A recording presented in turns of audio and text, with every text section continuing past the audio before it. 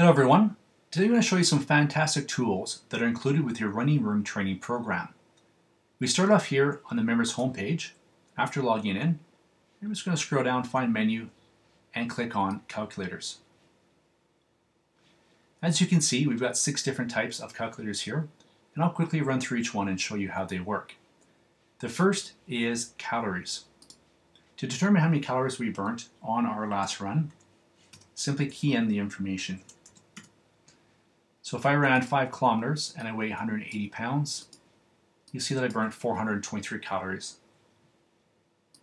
Under race equivalency, if you want to determine how fast you can run your next race based on a previous race, you can do so here.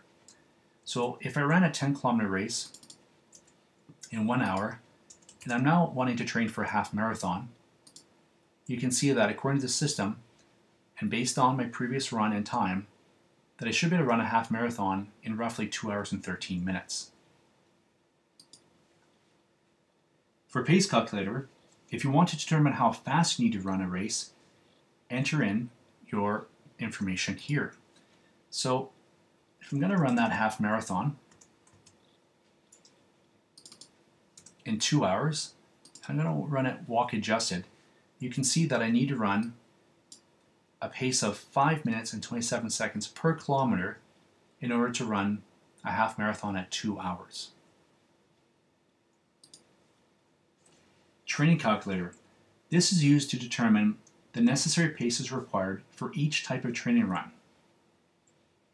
So again, based on my half marathon of 2 hours, it's showing me here the different paces that I need to run for each type of run. BMI calculator, very straightforward. Stick in your weight, your height, and click calculate. It'll tell you your BMI and if your range is normal or not. And lastly, the step distance calculator. This is used for those of you who carry step counters and want to know how far your daily step count turns out to be in either miles or kilometers. So we'll stick in my height, and let's say I walked 10,000 steps. That's something that I walked 4.78 miles or 7.69 kilometers based on an average stride length and the actual stride length that I took. Now, this may not be accurate, so you can read the information down here to determine how you can sort out your exact stride. And once you've done that, you can stick in